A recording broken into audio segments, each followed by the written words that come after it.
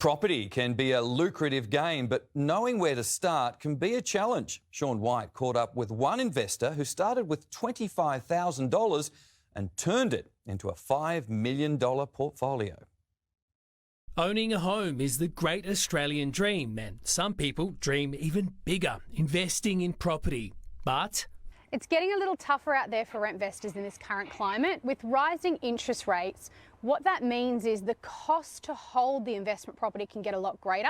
In 2011, Sydney resident Colin Lee took $25,000 in savings, and with some help from his mum and dad, he bought his first house. And so I just, grit my teeth, saved up as much as possible, spend less.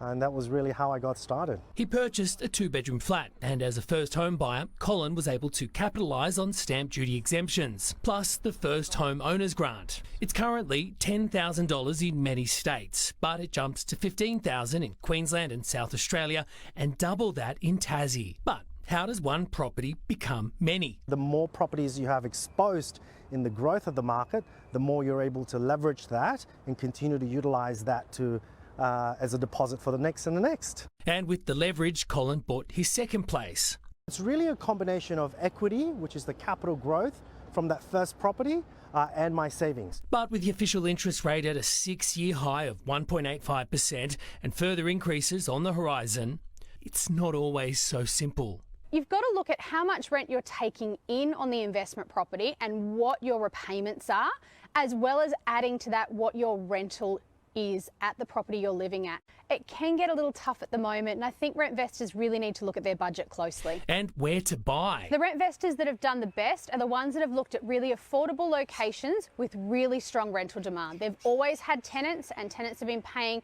really good rental returns. But that's not all you need to consider. Buy properties into areas that are good, close to infrastructure and investment from the state and local governments. You've got hospitals and aged care facilities. Suburbs with more owner-occupiers have also had the best capital growth. They're all tips that Colin has used, and he now rakes in $150,000 every year, thanks to his 7 investment properties. Properties are generally quite forgiving, so the longer you hold it, the luckier you're going to be. The properties have given me freedom and flexibility to do the things that I enjoy with my family and with the people that I love. Sean White, 7 News.